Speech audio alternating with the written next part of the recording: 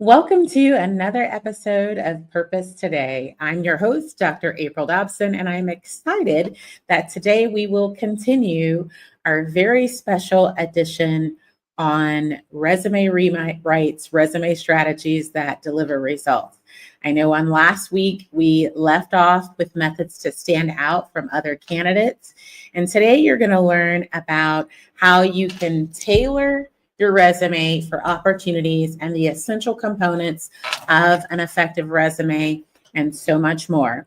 You don't want to miss this episode of Purpose Today, where we focus on part 2 of Standout Resumes. Stay tuned for resume rewrites, for resume strategies that deliver results right after this brief break. This episode is brought to you by the Purpose Professionals community in partnership with Purpose Today Global. The Purpose Professionals community on School exists for professionals and entrepreneurs who are intentional about aligning their profession with their purpose. If you're someone who has a desire to pivot professionally, to pursue your purpose, if you want to grow your career, if you want to develop, you want to purposely align your business with your purpose, and have the opportunity to network with other like-minded professionals, join the Purpose Professionals community on School. Again, you can network with like-minded purposeful professionals. Scan the QR code for more information on the Purpose Professionals community.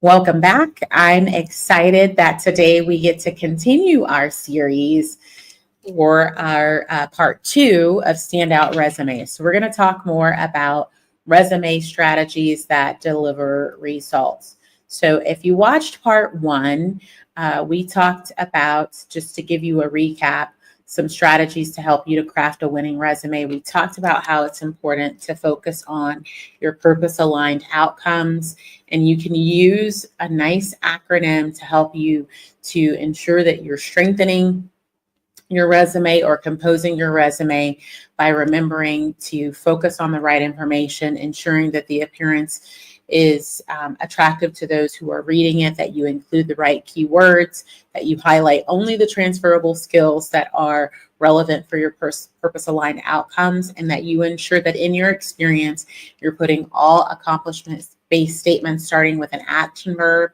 and including only those relevant facts, and ensuring that you've customized your resume for the applicant tracking systems that organizations might be using.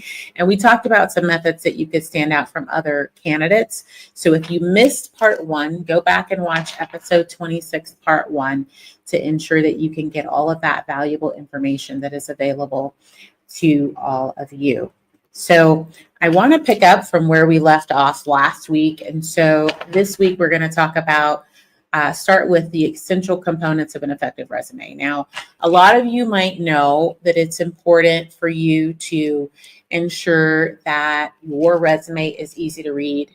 You don't want to lose the reader. You only get 6 to 10 seconds usually for the reader to decide, the recruiter, the hiring official, to decide whether or not they want to continue reading your resume. So it's very, very, very crucial that your resume is easy to read. And the way that you do that is have headers that are in bold. You want to make sure that you're using bullet points for clarity, because that makes it easy to find information in your resume. And you want to have the same formatting throughout and have formatting that is clear.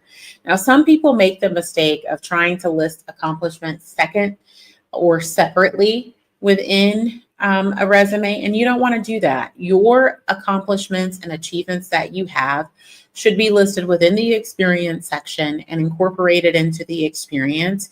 You want to start with an action verb, and you want to use strong action verbs that demonstrate your leadership. You want to use action verbs that demonstrate your innovation, because you want to make sure that you're standing out. And so it's very important that you're using powerful language, and you want to convey impactful results. So that's why you're using the right action verb. So I see sometimes people making the mistake of saying, completed and using the word completed several times. And, completed is not a leadership term, right? So were you innovative in some way to start the first ever of something? And if you did, then you pioneered whatever that was.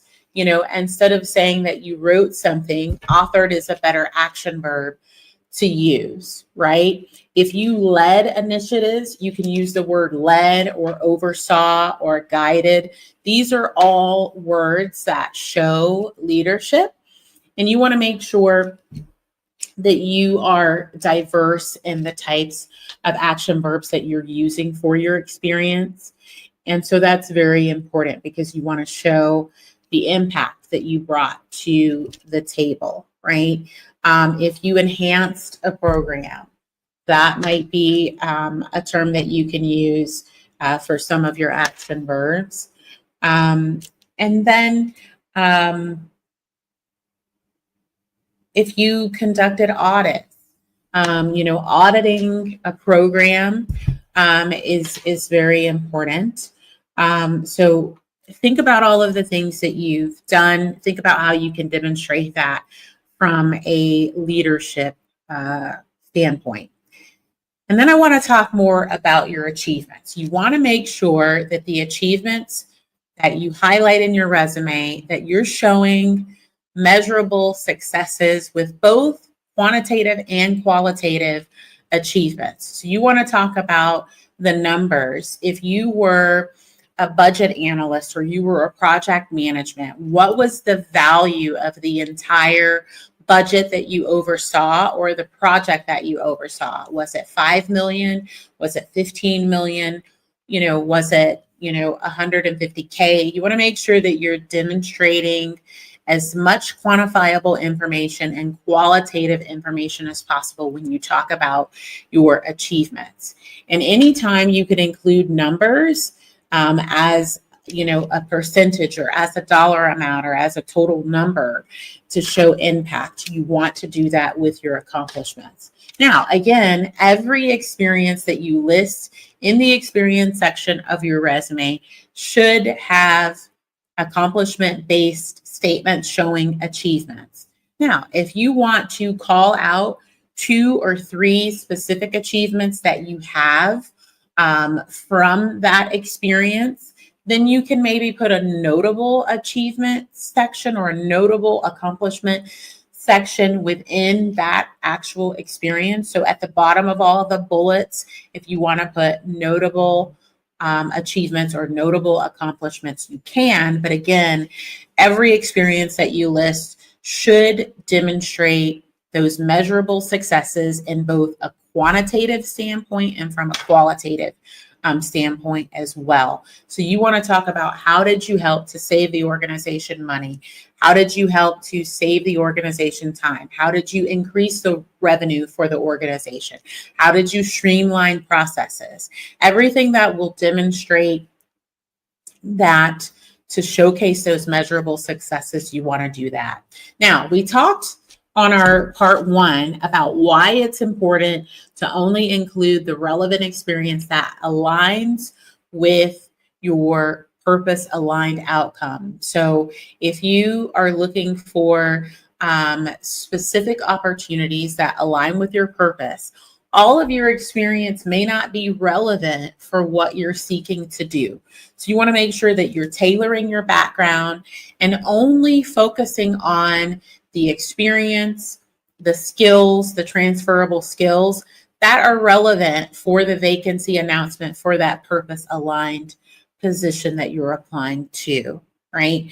And we did talk about express and implied requirements previously. So it's very important that you're really highlighting that with the measurable successes. Now, I know I've listed this last, but this is probably the most significant thing as it relates to essential components of an effective resume, and it's the professional summary.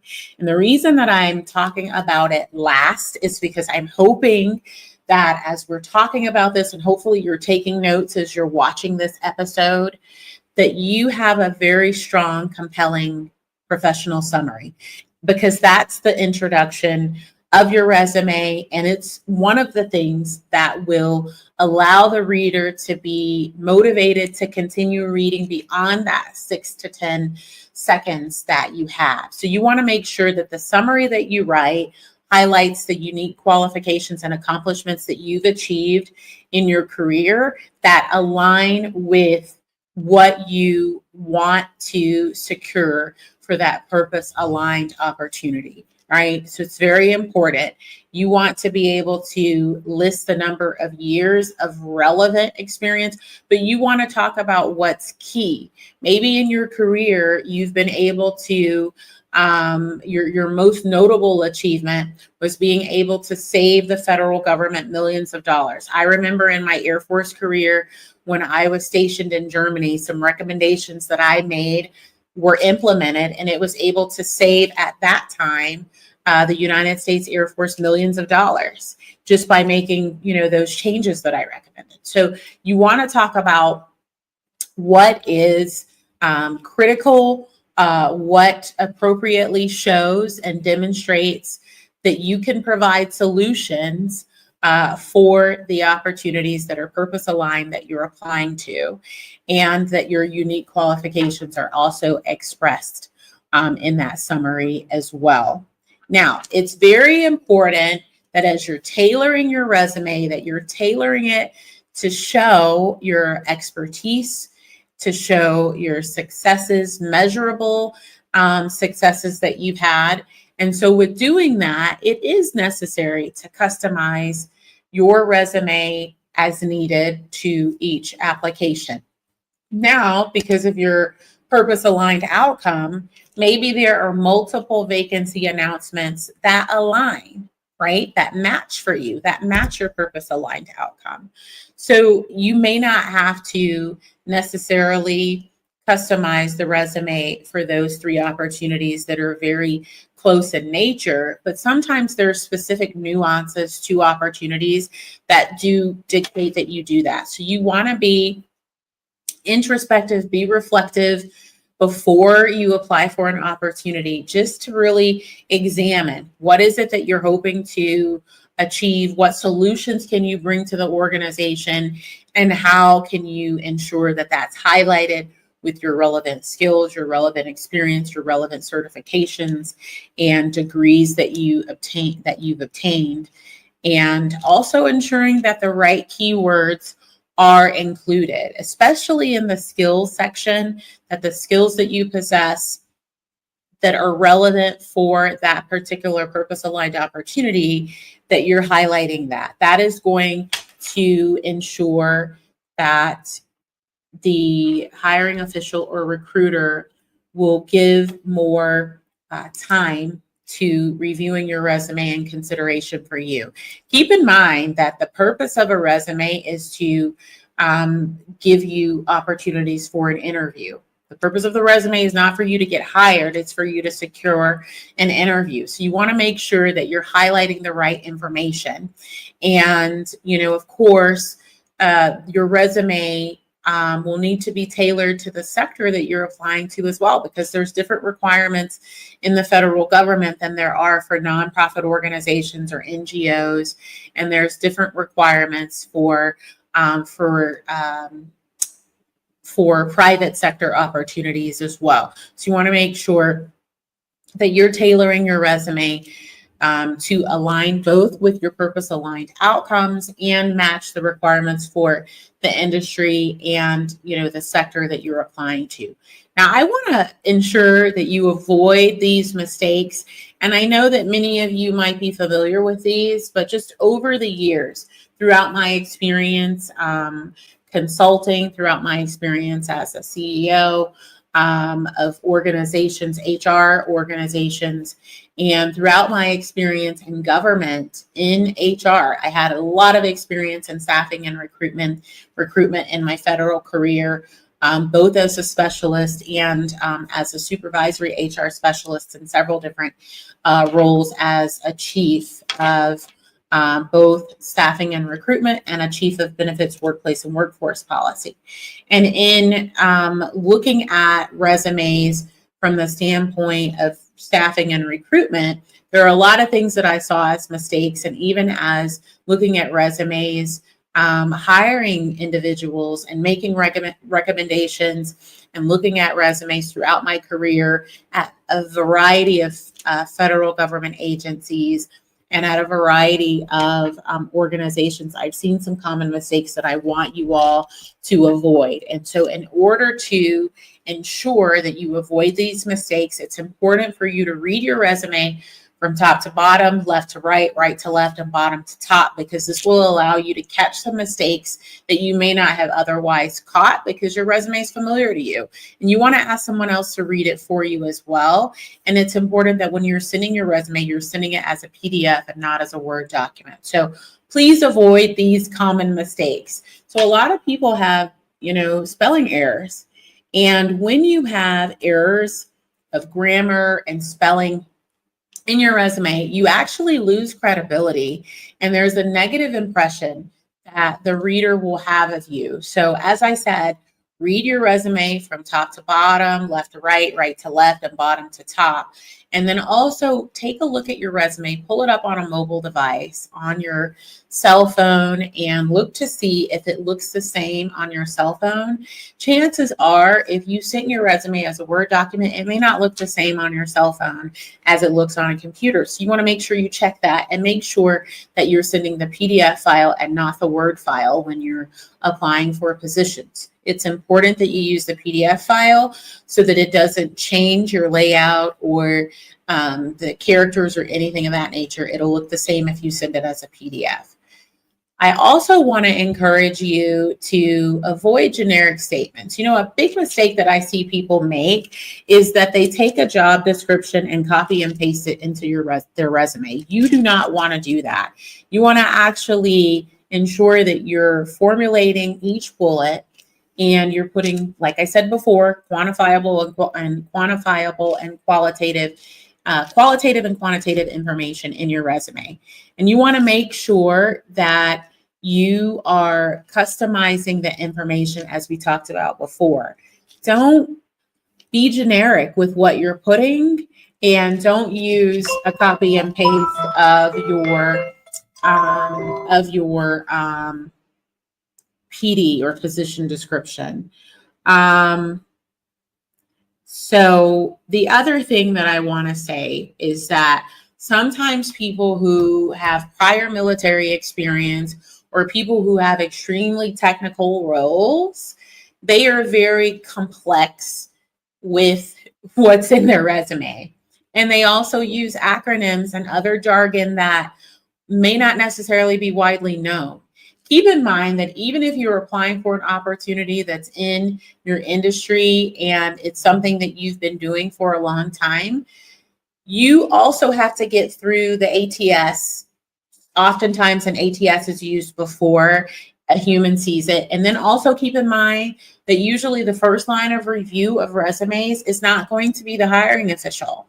So you have people who are in HR who are reviewing the resume, and they may not be familiar with all of the technical language and technical jargon and acronyms that you might be using. So ensure that you have spelled out the acronym the first time at least, and that you're not using jargon, industry jargon. So make sure that you're using clear, straightforward language and that you're focusing directly on your accomplishments and skills so that it's clear and evident that you can provide solutions to an organization and position that you're applying to, and that you're showing how you're matching the opportunity. So when you're looking at purpose-aligned roles, you're going to often bring things to the table, some unique skills and unique value that other candidates may not be bringing.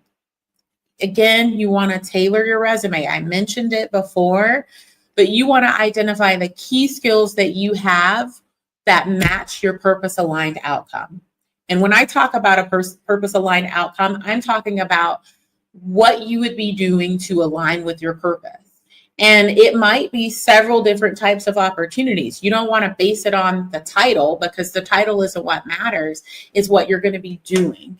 So you can start researching what aligns with your purpose, and then you can assess what are the experiences that you have, what are the strengths that you have that are crucial and key, and then highlight those based on what you have to ensure that you're showing that you align with the requirements for the position. And anything that you can show that you've solved problems related to what's needed in that position is going to be beneficial, because it aligns with your purpose. You have value that you're bringing, and so you're bringing purpose, value, impact to that opportunity.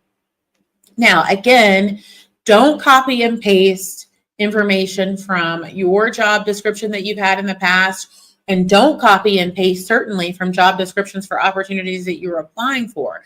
But you do want to at least research job descriptions so that you have an understanding of what's expected and what's needed, based on requirements within the industry, requirements in those types of opportunities, and requirements amongst various companies and employers. So you want to analyze a lot of different vacancy announcements and consider what's common. What are the commonalities that you're seeing? Because if you're seeing a lot of commonalities, if you apply for similar opportunities that don't list that that's a requirement, but you have that expertise, it might be essential to keep it in your resume as you're tailoring your resume, even if it's not expressed. And that goes back to what I had said previously on part 1 about looking at what's expressed and what's implied. And then you want to make sure that you're customizing the content of your resume to ensure that you're targeting what you have to the requirements for that particular position, and you're looking at the specific requirements across industries, across the industry, looking at specific opportunities that are, similar, and again, including what's necessary and tailoring the information that you're presenting. You may have some experience, and I'll use myself as an example because I was in Intel for the majority of the 11-year career that I had in the Air Force. And when I transitioned into human resources, although I had some experience in human resources previously from a special duty assignment, a lot of the experience that I had in Intel wasn't relevant when I made the pivot into HR. So you want to really analyze what are some of the skills that can be used. Now, I will tell you the analysis, being able to have good analytical skills and strategic thinking, that can be applied in most roles. So it's important that you keep anything related to analysis. But there were some things that were specific to national security that weren't relevant to HR that I did not need to include. So thank you for taking the time to review part 2. Over the course of this episode and the part 1 episode, you were able to see the secrets to crafting a winning resume. You were able to see that you can stand out from other candidates by highlighting your unique skills, ensuring that you have quantifiable, measurable successes that are demonstrated, showing both qualitative and quantitative accomplishments, being sure that you're tailoring your resume for opportunities that you're actually applying to. Now, if you have any questions, you can put those in the chat of the platform that you're viewing this on, and I will do my best to answer those questions for you. I do appreciate everyone who's taking the time to see part 2. It's been my distinct pleasure to be able to talk about standout resumes, to be able to talk about resume rewrites, the results that the actual way to deliver results by making the right adjustments with your resume. Again, thank you so much for tuning in. If you are someone who you're like me, you were in a career or you're in a career and you know that it's time for you to make a pivot professionally, if you feel that it's your time to pivot, you don't know where to start, send an email to admin@purposetoday.com. Also keep in mind that the Purpose Professionals community exists for the purpose of being able to network with purposeful professionals. It also exists to give you resources that will help you to be able to pivot, to be able to grow and develop your career, to be able to purposely align your business, right? And, there's resources that we have there. We have courses available on a variety of topics, and it's a great community to be able to grow personally and professionally. So do encourage you to join the Purpose Professionals community. Now, I'm super excited about the newest episode of Purpose Today with Dr. April Dobson. I had an opportunity to sit down with Dr. Matthias Ador. So I encourage you to watch that episode on Thursday, the 25th of September at 6:30 p.m. Eastern Time. So excited about our discussion that we had on being focused in your pursuit of purpose. So thank you so much for tuning in to Purpose Today. I'm excited to even share that there are resources that are available to you. And I do have a worksheet if you're someone who has a desire to pivot.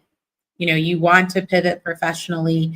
You have someone, maybe you're in a career that aligns with your purpose, but you know that it's time for you to grow professionally. I encourage you to consider completing the Purpose to Profession Alignment Interest Form. And I'd be happy to send you the Purpose Aligned Profession Matrix tool just as a special gift for completing that. So I'm going to put the information for those of you who are interested in completing the Purpose to Profession Alignment Interest Form. I'm going to put that, and it's also going to be on YouTube and in the comments so you can see that. But I'm going to just very briefly walk you through that Purpose to Profession Alignment Interest Form and just share some insight on that, because I think it can be beneficial to those of you who are interested in aligning your purpose with your profession. So again, this is the Purpose to Profession Alignment Interest Form, and you can scan the QR code on your screen for the Purpose Professionals community, but the link is on your screen to this form. It just has your contact information, your primary professional goals, what you desire to do, if there's any challenges that you have, and the type of program that you're interested in. Just a really quick form that you can submit, and it gives an opportunity for Purpose Today Global staff to contact you, and it gives you an opportunity for any of you who are interested in potentially aligning with your profession, with your purpose, and having support doing that, either through coaching as a group or coaching one-on-one. So thank you again for tuning in today for Standout Resume Rewrites. I really appreciate you all joining on today. It's been such a joy to be able to share with you. So thank you.